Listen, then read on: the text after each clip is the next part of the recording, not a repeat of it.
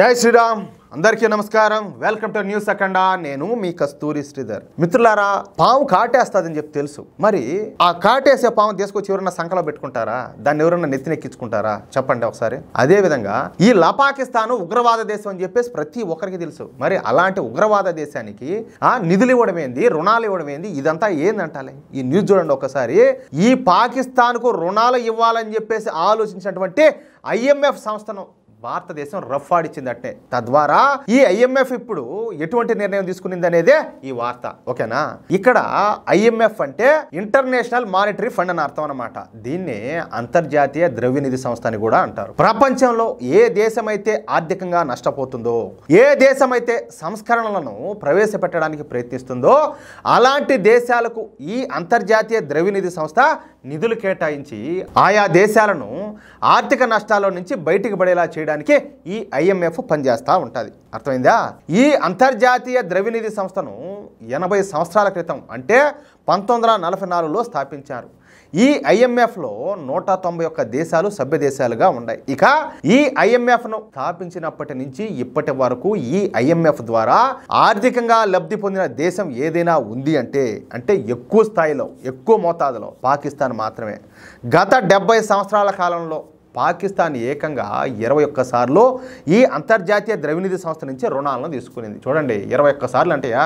అందుకే పాకిస్తాన్ మొత్తం బడ్జెట్లో 40% నిధులు కేవలం అప్పులు తీర్చడానికే సరిపోతుంది. సరే, ఇప్పుడు కూడా ఈ IMF సంస్థ పాకిస్తాన్కు 8,000 కోట్ల రూపాయల బెయిల్అవుట్ ప్యాకేజీని ప్రకటించింది. పాకిస్తాన్ అధికారులు ఈ IMF కాళ్ళు, అదేవిధంగా అమెరికా కాళ్ళు పట్టుకోవడంతో ఈ IMF పాకిస్తాన్కు $1 బిలియన్ అంటే 8,600 కోట్ల రూపాయల బెయిల్అవుట్ ప్యాకేజీని ఇవ్వడానికి అంగీకరించింది. అయితే మన దేశంలోని కాశ్మీర్లో పెహల్గామ్ దాడి జరిగిన సమయంలో పాకిస్తాన్కు ఈ IMF సహాయం చేయడంతో ఇక మన భారత ప్రభుత్వం అగ్గి మీద గుగ్గిలమైపోయిందంటే ఇంకా కడుపుల మండదా. వాళ్ళు ఒక దిక్కన ఉగ్రవాదులను పెంచి పోషిస్తా, వాళ్ళకి మందుగుండును ఆయుధాలను అన్నింటిని అందిస్తూ ఉంటే అటువంటి ఉగ్రవాద దేశానికి పోయి రుణాలు ఇస్తారా?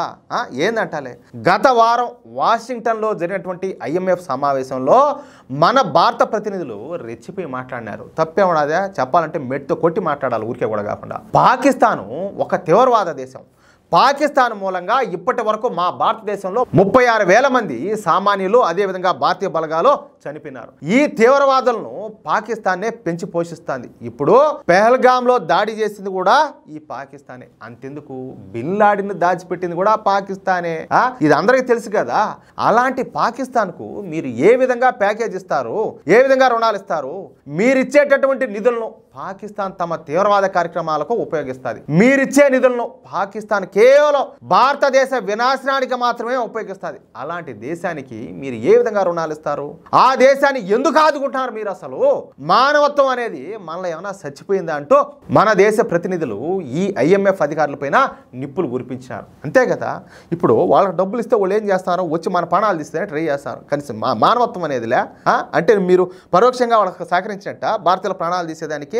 ఏంది ఇదంతా కూడా అంటాలే. దీంతో వెంటనే ఈ IMF సంస్థ పాకిస్తాన్ పైన 11 కొత్త షరతులను విధించి పాకిస్తాన్ ఇరకాటంలో పెట్టింది. దీనికి సంబంధించిన న్యూస్ గతంలో కూడా నేను ఒకసారి చేశా, ఏంటి ఆ రూల్స్ ఏంటి అనేది. అయితే ఇప్పుడు ఇవి సరిపోవు అన్నట్టుగా ఇప్పుడు కొత్తగా ఈ IMF సంస్థ పాకిస్తాన్కు మరోసారి స్ట్రాంగ్ వార్నింగ్ ఇచ్చింది. తేడాలు వస్తే తాట తీస్తామని హెచ్చరించింది. ఈ సందర్భంగా ఈ IMF అధికార ప్రతినిధి మాట్లాడుతా, మేము పెట్టినటువంటి షరతులను, డిమాండ్లను ఈ పాకిస్తాన్ ఖచ్చితంగా అమలు చేసి తీరాల్సిందే. మేము ఇప్పటికే అనేక సార్లు పాకిస్తాన్కు సాయం చేసినాం. ఒకవేళ పాకిస్తాన్ కనుక మేము పెట్టినటువంటి డిమాండ్లను, షరతులను అమలు చేయని పక్షంలో పాకిస్తాన్ పైన ఆంక్షలు విధించడానికి కూడా మేము వెనకాడం. అదే జరిగితే పాకిస్తాన్కి ఎప్పటికి కూడా కోలుకోలేదని చెప్పి మాట్లాడాడు. పాకిస్తాన్కు మేమిచ్చే నిధులను పాకిస్తాన్ కేవలం తమ బ్యాంకింగ్ రంగం మీదనే ఖర్చు పెట్టాలా.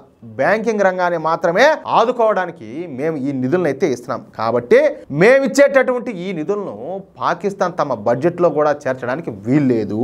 అర్థమైందా? ఒకవేళ ఈ నిధులు తప్పుదారి పడితే అది మా గౌరవానికే భంగం వాటిల్లినట్టుగా మేము భావిస్తాం. అంతేకాకుండా పాకిస్తాన్లోని 4 రాష్ట్రాల్లో వ్యవసాయ ఆదాయపు పన్నులు కూడా విధించాల్సిందే అని చెప్పేసి ఈ IMF ప్రతినిధి స్పష్టం చేశారు. అర్థమైందా? అంటే పాకిస్తాన్ వ్యవసాయం మీద కూడా ఆదాయపు పన్ను విధించనున్నదన్నమాట. అంటే ఇప్పుడు ఈ పాకిస్తాన్ దేశం వ్యవసాయం మీద కూడా ఆదాయపు పన్ను విధించనున్నదన్నమాట. అదే గనక జరిగితే పాకిస్తాన్లో ఖచ్చితంగా సివిల్ వార్ రావడం మాత్రం ఖాయంగా కనబడుతుంది. ఎందుకంటే ఎవరు కూడా వ్యవసాయ పన్ను కట్టరు.